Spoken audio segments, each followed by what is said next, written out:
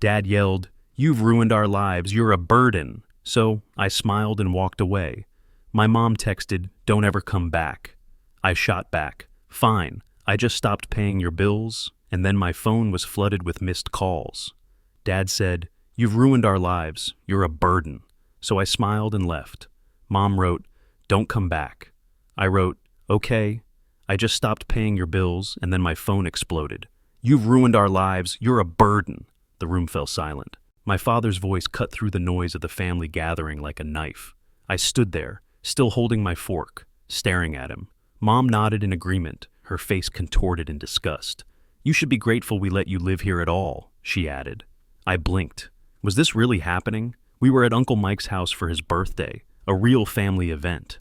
Relatives I hadn't seen in years were sitting around the table, plates full, conversations humming, until Dad and Mom decided this was the perfect moment to humiliate me. I wasn't even staying with them for free. I was renting a room in their house. They charged me rent, their own son, while my sister Ashley stayed there for free. Not only that, but I paid a bunch of their bills. Internet, electricity, part of the mortgage. 6 years. 6 years of making sure their lives were comfortable. And now, in front of everyone, they were acting like I was some freeloader leeching off them. I should have seen this coming. They had always blamed me for their problems. If they were short of money, it was somehow my fault. If something stressed them out, I was the reason. Even as a child, I felt more like an inconvenience than a son. But this was a new level. Dad kept talking.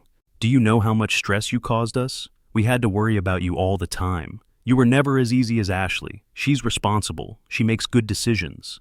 That's why she deserves to be with us. And you," he scoffed. "You've just been a weight on our backs since the day you were born."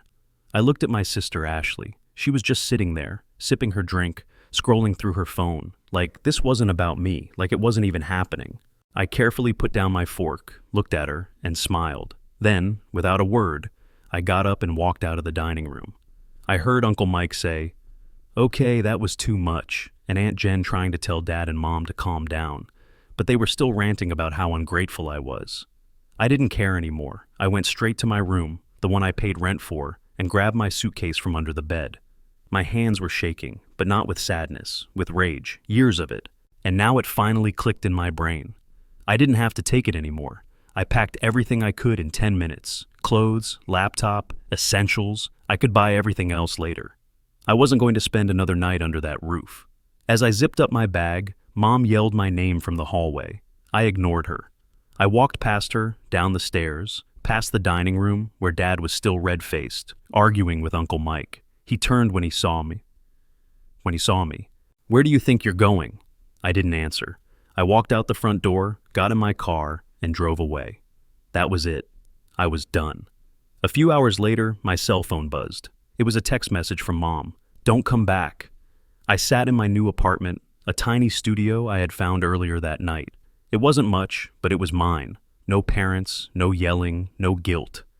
I stared at her message for a few seconds, then put the phone down and exhaled. For the first time in years, I felt free. But I wasn't done yet. I waited until it was well past midnight. Then I calmly typed a reply. "Okay, I just stopped paying your bills." Then I pressed record on a voice message. My voice was calm.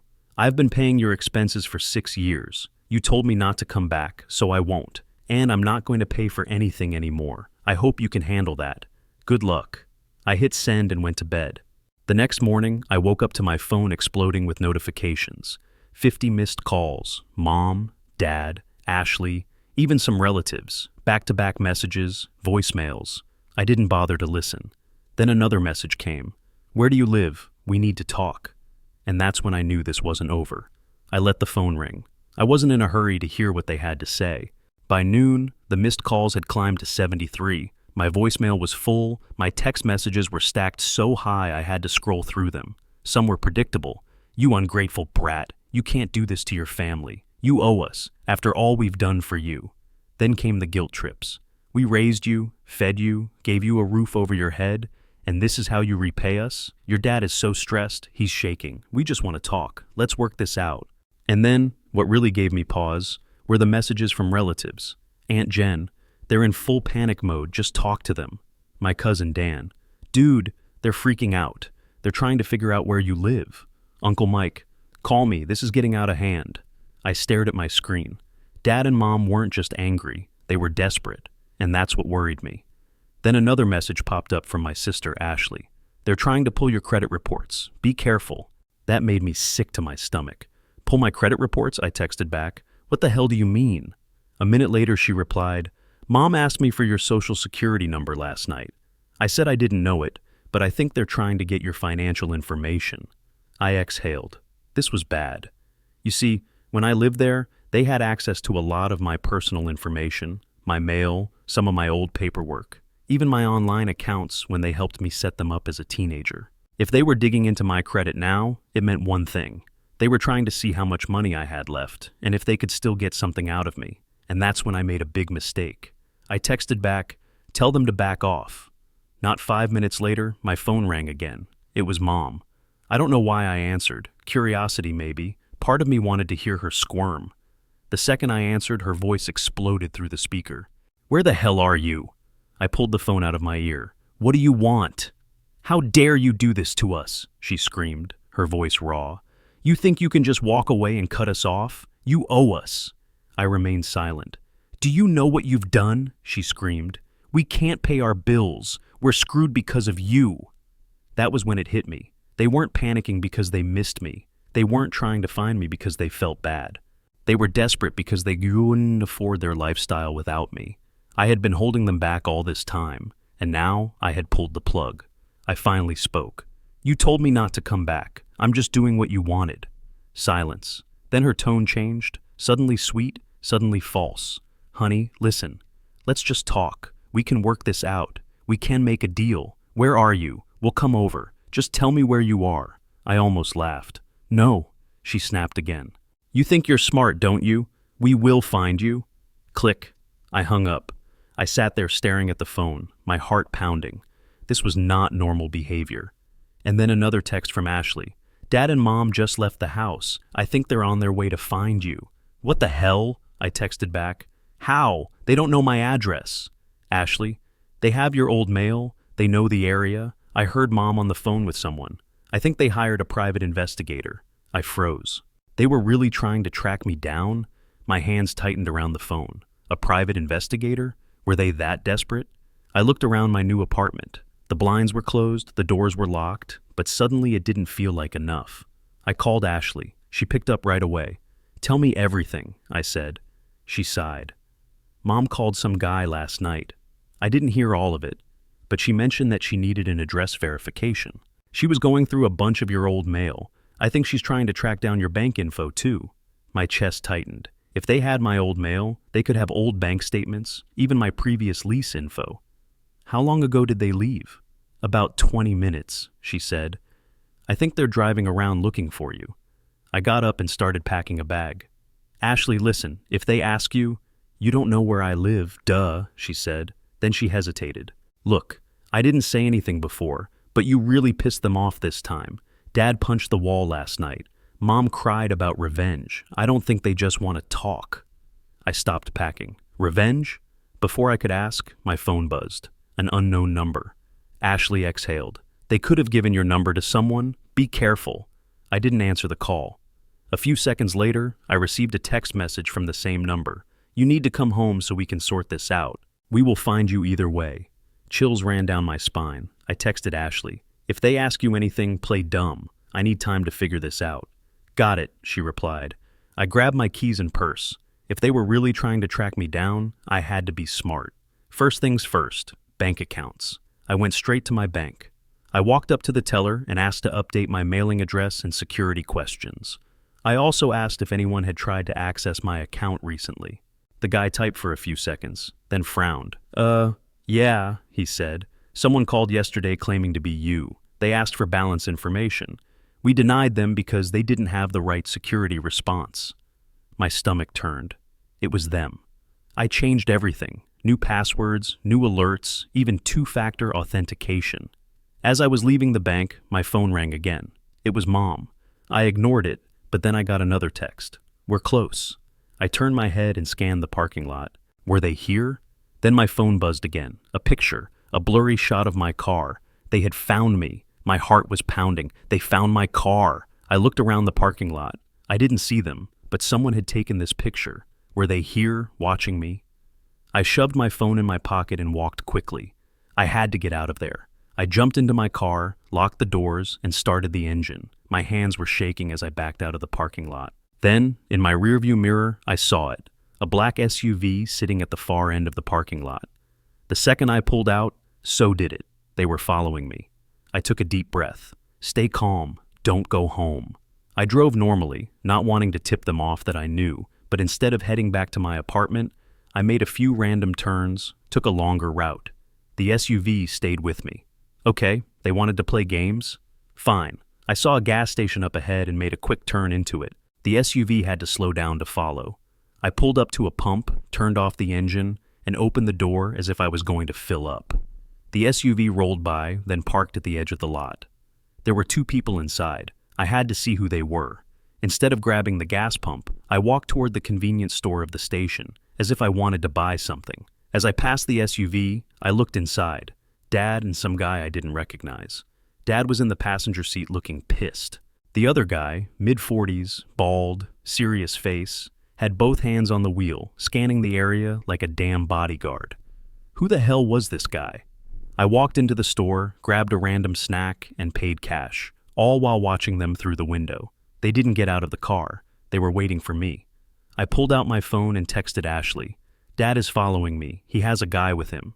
Do you know who? She replied immediately. Oh my God, that's Uncle Ray's friend Tony. He does sketchy stuff. I think he's like a bill collector or something.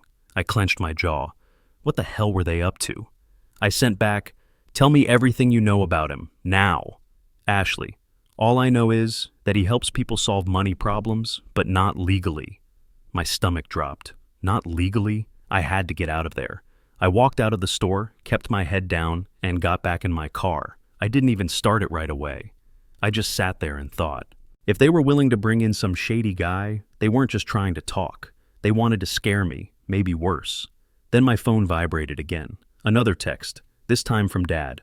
Come home now and we'll forget this ever happened. Keep playing games and things will get messy. I exhaled slowly. So, that was it. They were threatening me now. I looked back at the SUV. Dad was watching me.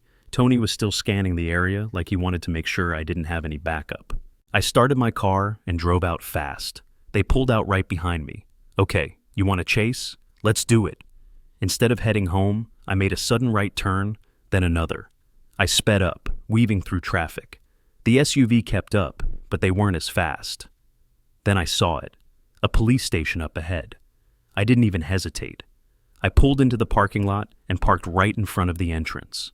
The SUV slowed down, then, just like that, it kept going. Yeah, that's what I thought. I sat there gripping the wheel. They weren't done, and neither was I.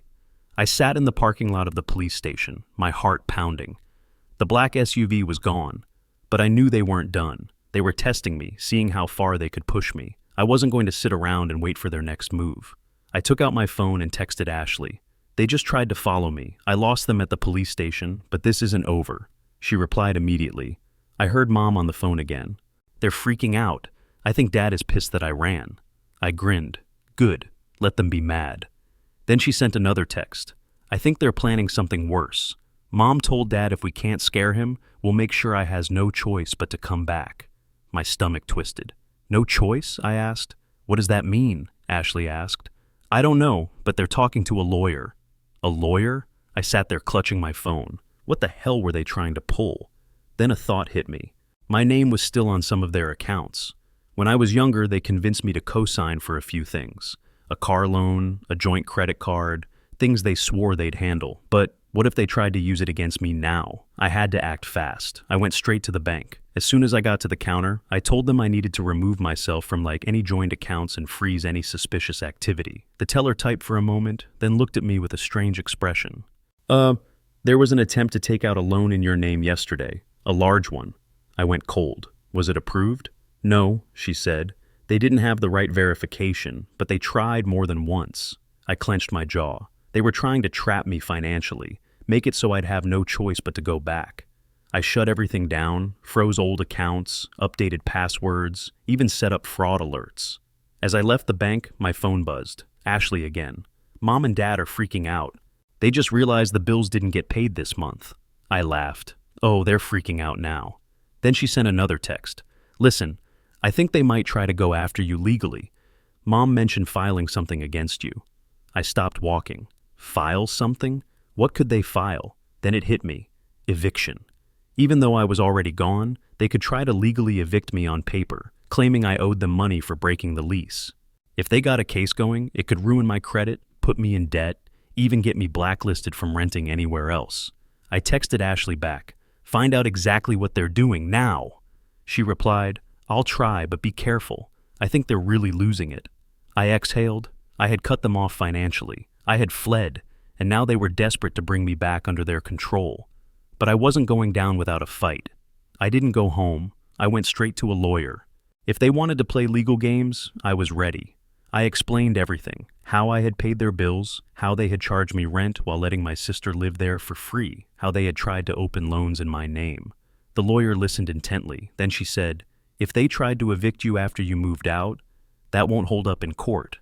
And if they tried to commit fraud in your name, you have grounds to press charges." That's all I needed to hear. I left her office feeling lighter for the first time since this nightmare began. I knew they couldn't touch me.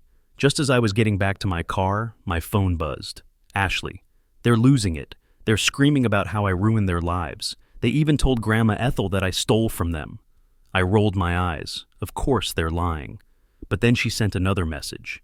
"They know where you live." My chest tightened. "How?" I texted back. "Ashley, I don't know, but they're on their way. They just left the house. Dad's raging. Mom's crying about how they're going to make me pay." I didn't panic. I was ready for this. I went straight back to my apartment, but instead of going in, I parked a block away and waited. Sure enough, 20 minutes later, a black SUV pulled up in front of my building. Dad, Mom, and Tony. They got out and marched up to my door. Dad started pounding on it, screaming my name. I pulled out my phone and hit record. "I know you're in there." Dad's voice echoed down the street. "Do you think you can just walk away from this family?" Mom sobbed. "You can't do this to us. We need you." Tony just stood there, arms folded, watching. They screamed for a few minutes, then Dad kicked the door hard. I grinned. There it was, destruction of property. I called the police. 10 minutes later, lights flashed. As soon as Dad and Mom saw the cops, their energy changed. Mom suddenly started crying, acting like she was the victim. Dad tried to say that I had stolen from them and left them. Then I stepped forward, phone in hand.